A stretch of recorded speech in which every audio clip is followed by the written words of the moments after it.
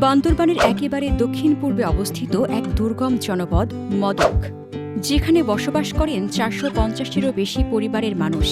বছরের পর বছর ধরে এখানে যাতায়াতের একমাত্র মাধ্যম ছিল বিপদসংকুলান সাঙ্গু নদী, যা ছিল অত্যন্ত সময় সাপেক্ষ ও কষ্টসাধ্য। তবে দুর্গম সেই পাহাড় জয় করেছে বাংলাদেশ সেনাবাহিনী।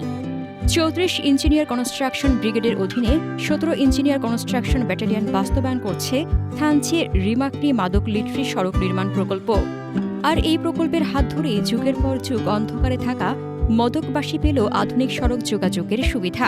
শুধু যোগাযোগ ব্যবস্থায় নয়, পাহাড়ে পিছিয়ে পড়া তরুণদের শারীরিক ও মানসিক বিকাশেও কাজ করছে সেনাবাহিনী। অভিযাত্রিক ১৭-এর উদ্যোগে এখানে নির্মাণ করা হয়েছে একটি দৃষ্টিনন্দন ফুটবল মাঠ। সম্প্রতি এই নবনির্মিত সড়ক ও মাঠ পরিদর্শন করেন ৩৪ ইঞ্জিনিয়ার কনস্ট্রাকশন ব্রিগেডের commander brigadier general Shamsul Alam.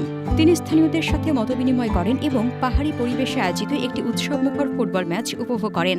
সড়কটি চালু হওয়ায় এই অঞ্চলের অর্থনীতিতে কেমন প্রভাব পড়বে তা জানান প্রকল্প পরিচালক।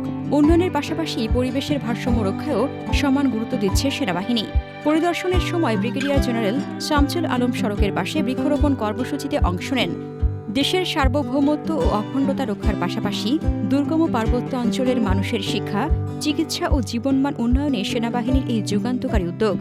প্রকল্পটি সফলভাবে শেষ করতে দৃঢ় প্রতিজ্ঞ বাংলাদেশ সেনাবাহিনী।